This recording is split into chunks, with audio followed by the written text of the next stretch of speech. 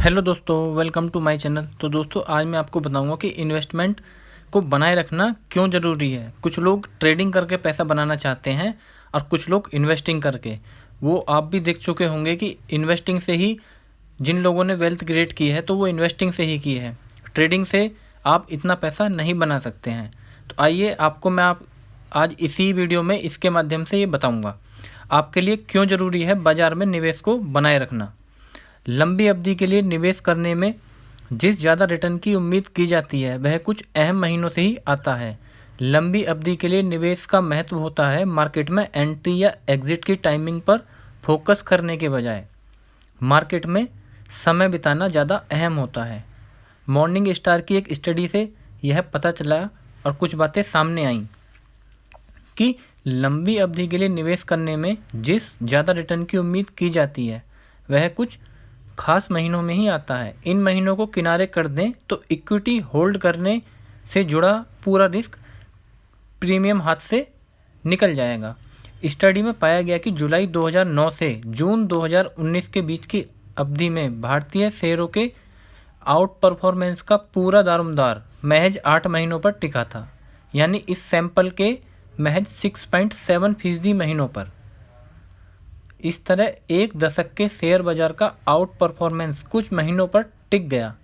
अगर आपने 112 महीने तक शेयर होल्ड किए लेकिन इन 8 महीनों में वे आपके पास नहीं रहे तो आपके हाथ में कैश नहीं बचता। हो सकता है कि किया गया निवेश ज़्यादा अवसरों पर अतिरिक्त रिटर्न दे, लेकिन ये अहम महीने ऐसे होते हैं जो एग्रीगेट आउट परफॉर्मेंस देते हैं। यह कोई भारत से जुड़ा मामला नहीं है, अमेरिकी बाज़ार में भी ऐसे उदाहरण हैं। जनवरी 1926 से अक्टूबर 2018 के बीच अमेरिकी लार्ज कैप शेयर के आउट परफॉर्मेंस में महज 51 महीनों का योगदान रहा, यानी सैंपल के 5% से भी कम महीनों का। तो सवाल यह है कि एक्टिव फंड मैनेजर इस पैमाने पर कितने खरे उतरते हैं। एक्टिव फंड मैनेजर की असलियत में बेहतरीन प्रदर्शन करने में सक्षम होना चाहिए, क्योंकि आउट परफॉर्मेंस के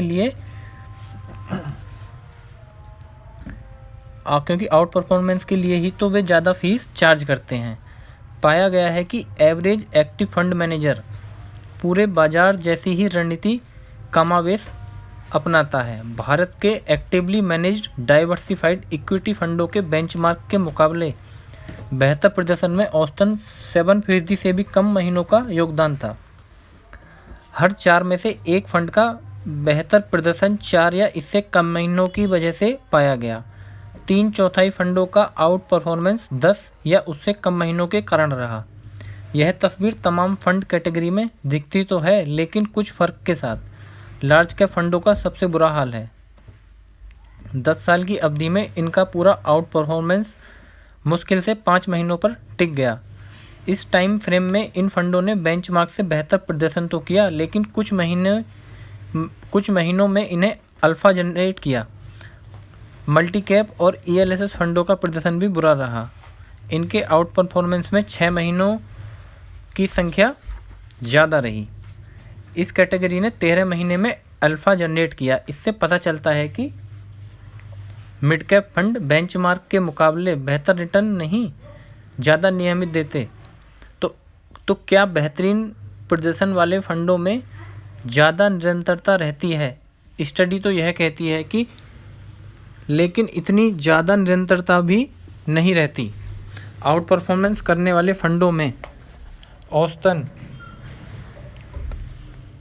10% के मामले में इसका श्रेय महज 18 महीने में ज़्यादा रिटर्न तो पाया गया। अगर आपने इन महीनों में से आधे से भी ज़्यादा को मिस कर दिया तो आपको अपना रिटर्न काफ़ी घटा हुआ दिखेगा। इन नतीजों का मतलब क्या है? किसी भी आम निवेशक के लिए इसका क्या अर्थ है? यह है कि मार्केट में एंट्री और इससे एग्जिट की टाइमिंग पकड़ना फिजूल है। एक्टिवली मैनेज फंडों के लिए भी इसका यही मतलब होना चाहिए। आउट परफॉर्मेंस आमतौर पर कुछ देर के लिए दिखता है। लंबा समय ऐसा होता है जब निवेश से कोई रिटर्न नहीं मिलता या उसकी वैल्यू घट जाती है। हालांकि बीच बीच में अचानक आने वाली तेज़ी से ठहराव या गिरावट की भरपाई हो जाती है। यहाँ तक कि कुल रिटर्न बेहतर हो जाता है। यह पता करने का कोई पक्का तरीका नहीं कि कोई निवेश कब आउट परफॉर्मेंस से उबल पड़ेगा, तो बीच बीच में आने वाली तेज़ी से फ़ायदा लेने के लिए निवेश बनाए रखना ज़रूरी है। एस्प्रो एडवाइज़र के पार्टनर और CIO कुंज बंसल ने कहा कि इसका उल्टा भी सही है। उन्होंने कहा, अंडर परफॉर्मेंस के 7-8 महीने निकाल देने से किसी फंड का कुल प्रदर्शन काफ़ी बेहतर हो जाएगा। हालांकि टाइमिंग पर फोकस के साथ ऐसे अहम महीनों से बचने की कसरत बेकार होगी। वजह है कि प्रदर्शन में बड़ी कमजोरी का अनुमान कोई नहीं लगा सकता। इस अप्रोच पर चलने के लिए काफ़ी धैर्य की ज़रूरत होती है। अच्छा फंड मैनेजर भी अहम महीनों पर असर ख़त्म करने को और निवेशकों के लिए अल्फा जनरेट करने में लंबा समय ले सकता है। गेटिंग यू रिच के संस्थापक और CEO रोहित साहा ने कहा, बाजार में कुछ समय के लिए आने वाले उतार चढ़ाव की परवाह न करते हुए इन्वेस्टमेंट को बनाए रखना अच्छा होता है। इन्वेस्टर्स को अपना एसेट एलोकेशन मेंटेन करने पर ध्यान देने चाहिए। तो दोस्तों, हिंदी में शेयर बाजार और पर्सनल फाइनेंस पर नियमित अपडेट के लिए चैनल को सब्सक्राइब करें। मैं ऐसे ही इंटरेस्टिंग वीडियो आपके लिए लाता रहूँगा।